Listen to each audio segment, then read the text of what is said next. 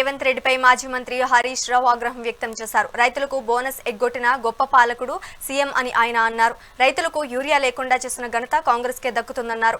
మహబూబాబాద్ జిల్లా కేసముద్రం వ్యవసాయ మార్కెట్ ను హరీష్ సందర్శించారు.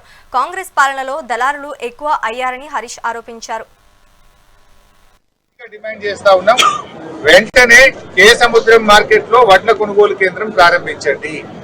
రాష్ట్రంలో ఇంకా 2000 కొనుగోలు కేంద్రాలు ప్రారంభించలేదు, అవన్నీ కూడా ప్రారంభించండి అని డిమాండ్ చేస్తా ఉన్నాం. వడ్లు కొన్న వాటికి కూడా 1400 కోట్ల రూపాయల బకాయిలు ఉన్నాయి రాష్ట్రంలో. వెంటనే 1400 కోట్ల బకాయిలు కొన్న వడ్లకు డబ్బులు చెల్లించండి. రాష్ట్రంలో మక్కలు కొన్నారు కానీ ఏ ఒక్క రైతుకు మక్క రైతుకు ₹1 ఇయ్యలే. మక్క రైతుకు ₹1 కూడా ప్రభుత్వం ఇప్పటిదాకా చెల్లించలే. తక్షణమే తుమ్మల నాగేశ్వరరావు గారు రివ్యూ చేయండి.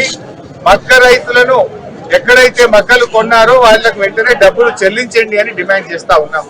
ఇకపోతే ఈ మార్కెట్ లో రాత్రిపూట అన్ని పందులు మేకలు బాగా ఇబ్బంది పడుతున్నారు. రైతులు చెప్తా ఉన్నారు, రాత్రి ఇన్నే పడుకుంటున్నాం సార్ చలిలా, రాత్రిపూట పందులు వస్తున్నాయి, మార్కెట్ లా మేకలు వస్తా ఉన్నాయి, బాగా ఇబ్బంది ఉంది, ఇక్కడ సెక్యూరిటీ లేదు, మార్కెటింగ్ అధికారులు పట్టించుకోవడం లేదని కూడా రైతులు తమ ఆవేదన వ్యక్తం చేస్తా ఉన్నారు.